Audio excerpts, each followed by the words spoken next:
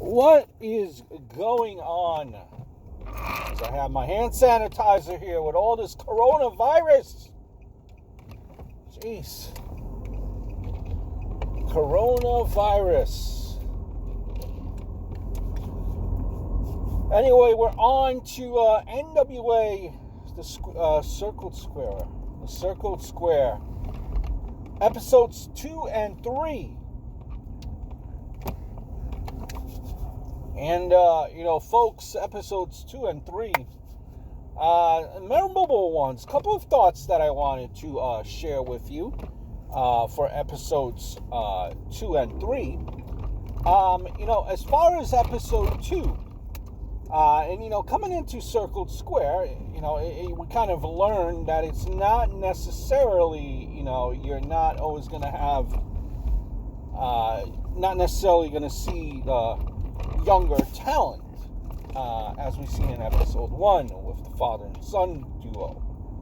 Even though, DJ and Luke Hawks, I think one of them was like approaching 40, which is not old, but they're not younger talent, in their 20s. But in episode 3, something that, if it were a situation, if it had time to develop, there would be a lot behind it. And it would actually make for a great storyline, provided that it would have been, done right, as with, usually a part of it is creative a lot of the times, and, a lot of the times it's also dependent on the actual wrestler, the actual athlete being able to, carry it out as well. So it's a combination of things. But this actually had the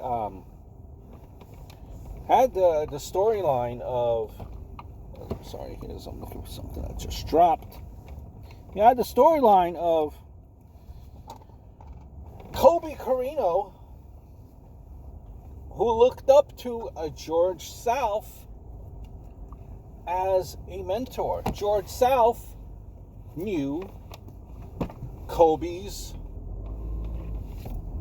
father, you guessed it, Steve Corino. And, here they are. Colby Corino, 23 years old,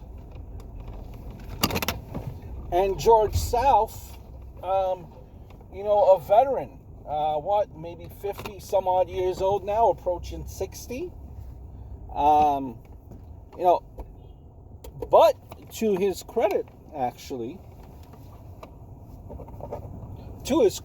in George South's credit, he was wearing the shorts, but he didn't embarrass himself. He had a good look, good physique still.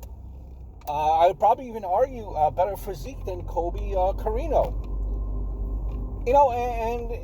It's a story that if they had time to develop, if both of these guys were under contract, it would probably be a very compelling storyline. Now, Colby Corino, what I liked from him, the promo that he cut was very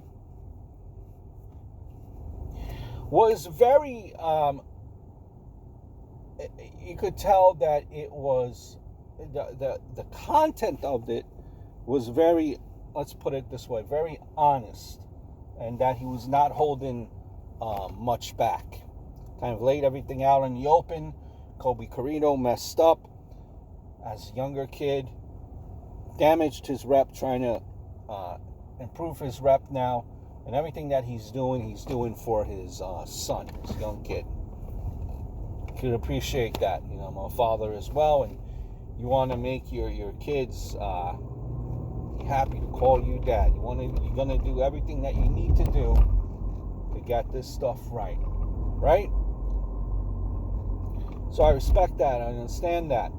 Just the delivery of it, at certain points of it, like there were either he was nervous or he forgot where he was. It's almost sounding like he was nervous and forgot his place. But if it's like coming from the heart, then it shouldn't be flowing that way. Or, it might have been the nerves, but it almost sounded, there were certain gaps in it which just didn't. It was like a little bit off. It was like a little bit goofy. Some of the words that he used in that promo, I don't know. Might have been just me. But that's what I thought. A little bit, I get what he was trying to do if you read it, but the way he delivered it, it just was two different things for me. It just really didn't, really didn't connect with me. Now, George South, who comes out there, classic, old school, type of heel, just raging on the crowd, all over the crowd, all over the audience. I don't need you.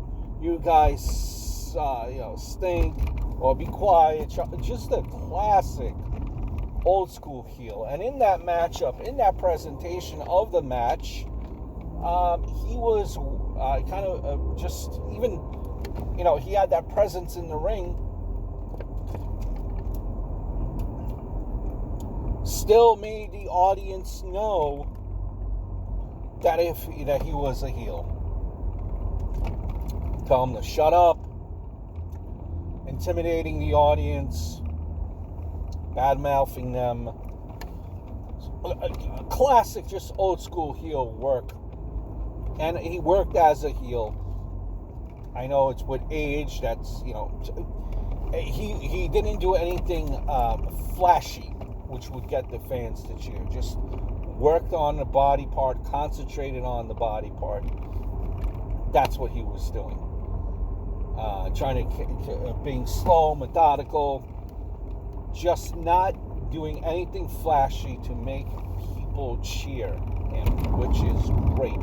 Because that's what a heel, old school heel, would do. You don't want to get cheered for any reason whatsoever.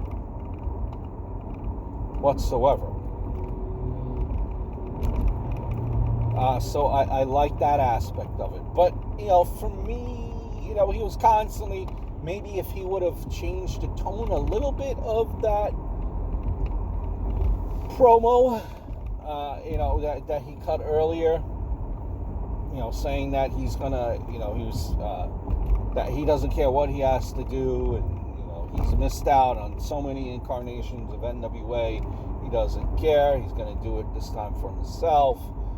So that promo, it was the same tone. If he would have just maybe, I think, changed the tone of the promo at certain spots, give it a little bit more meaning, I'd say.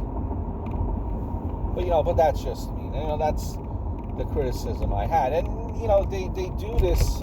What kind of killed it for me as well, for a little bit with George South, is then they, after or right after the match finishes, or either right after or right before the match, they do kind of like, when they're not in the studio, where they kind of do like a face-to-face interview type of thing. And there is George South. He's no longer in that heel character. He's talking nice and slowly, nice and quietly, like a regular person would, which kind of like completely, like he's playing a character. There was no questions about it that he was playing a character in the TV studio, as opposed to when he was in the face-to-face. So, I would have probably, to get that full effect of George South, I probably, if I was doing that interview, face-to-face, I would have continued just to be a heel, be, loud and obnoxious, not the, now I gotta like this guy type of story. Why should I hate him? So then if I'm watching him the next week on NWA, George South, I might not be booing him as much, because, this is a really good guy. He has X amount of kids. He's been doing this for so many years, never made it to always wanted to make it to NWA, never did. You know what I mean? So that kind of ruined it for me a little bit. But, nothing flashy of a match. classic, match where, South would just work a body part, nothing too flashy, and Colby picks up the, I think it was the roll up there. So, that's, overall promo-wise, I probably would have gone with George South, which is to be expected. He's been around a longer time. Look-wise, I'd probably go with George South as well, honestly. Colby just seems a little bit, I don't know, scrawny, but, I could see both of them, having a future in NWA. Colby's someone that you could still mold. George South could be a good mentor, help some of the younger talent there on NWA kind of learn the ropes and know how to be like a real badass heel. Because that's something that George South is able to do. He keeps it simple. Episode 4, you had, I believe it's Dani Jordyn versus Fraya. Now, Fraya, kind of a different story with her. Looks very intimidating. I'll give you that. Looks very intimidating. Has a story about being from Alaska. Touched on it a little bit, but it seemed very generic. Where it could be, I'm from Wisconsin, just replace Alaska with Wisconsin, and you could do the same type of promo. And the thing that's important, she never mentioned her name in this promo. Never introduced herself. Don't you want the audience to know who you are? Dani Jordyn, smaller, way smaller than Fraya. Who was this? Fraya the Slaya. Dani Jordyn, way smaller.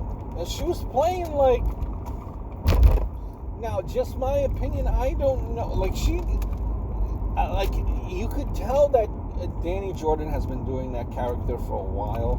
But she was doing like this whole mean girl, burn book type of character. Like it had some corny jokes in there too. Kind of threw some corny jokes out there.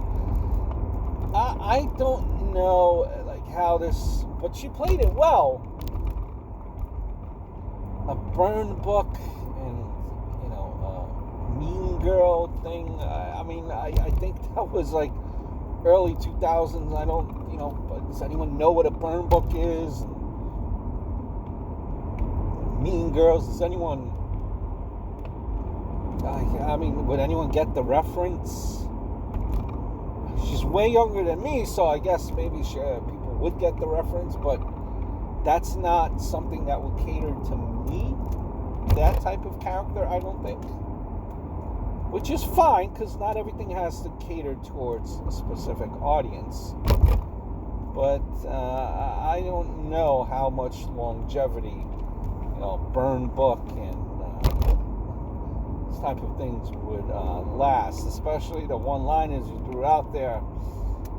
If someone thinks he's cutting a promo and someone thinks burn book, like what? Like, who are you, burn book? Like, what are you, in high school? Like, burn book. I don't know. If you focus your whole promo around a burn book and, just a little with me on that. Interesting, too, to see the much smaller Dani actually be on the offensive on Fraya. I think Fraya really has to know how to use her size a little bit more to her advantage. She was just towered over Dani. If you haven't seen it, you really need to see it. But episodes 3 and 4 were fun. They were fun.